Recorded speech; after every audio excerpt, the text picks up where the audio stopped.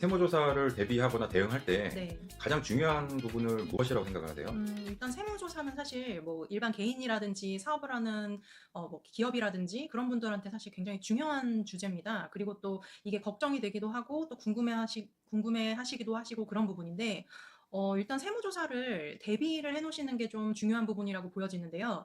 어떤 사전 준비 그런 부분이 있냐 하면 평소에 이제 세금 관련 신고를 하실 때부터 좀 체계적으로 법에 적법하게 신고를 하시는 게 중요한 부분이고, 또 이와 더불어서 관련 자료, 서류 등도 좀 꼼꼼히 준비를 보관을 잘 해 두시는 게 중요합니다. 사실 생각보다 이런 자료나 이런 거를 좀 어 중요하게 보관을 잘 하지 않으시고 또 분실하시고 이런 경우들이 또 꽤 많거든요. 그래서 이렇게 작은 거 하나부터 잘 챙겨 두시는 그런 습관이 중요할 것 같습니다. 일단 뭐 사전 준비라는 부분들은 뭐 사실 기본적인 거죠. 네. 기업을 운영하시면서 이런 것들은 당연한 거고, 네. 그리고 이제 세무조사라는 부분은 뭐 다 나오는 건 아니잖아요. 그렇죠. 네. 그러면 이제 경험이 거의 없는 분들이 받는 경우들이 많으실 거란 말이에요. 네. 어떻게 대응해야 될까요? 네. 아무래도 사업을 하시면서 세무조사를 뭐 한 번도 받으신 일이 없다거나 그런 상황에서 받게 되시면 매우 당황스럽고 또 겁도 나시고 그런 상황이실 텐데, 이런 상황에 직면하시게 된다고 하시면 전문가의 도움은 항상 반드시 필요한 부분입니다. 그래서 전문가의 도움을 받아서 조금 세무조사를 대비를 해서 잘 대응을 하시는 게 중요할 거고, 그래야지만 사실 조사 과정에서 보호받아야 될 마땅한 권리도 보호를 받으시고 그런 부분이 있기 때문에 매우 중요한 부분입니다. 아무리 AI 시스템과 여러 가지 시스템들이 발전돼서 활용되고 있다고 하더라도 네. 결국에는 조사관, 그러니까 세무공무원하고 이제 소통을 하잖아요. 네. 어떻게 소통하면 좋을까요?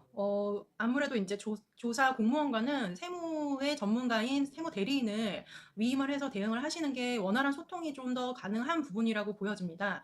그래서 그런 과정에서 소명 자료를 제출을 하고 거기에 대한 인제 피드백을 받아서 뭐 보완할 부분이라든지 그런 보충 자료를 제출하고자 할 때 원활히 좀 소통이 돼야 되는 부분이 있다 보니까 그런 면에서 인제 전문가의 도움을 받으시는 게 중요할 것 같습니다. 네, 네. 그러니까 전문가의 의견으로서 대답하는 것과 일반인 그다음에 그 본인 그 조사 대상자가 얘기하는 거는 또 다를 수 있다. 네, 그렇게 그렇습니다. 말씀을 이해를 하고요. 네.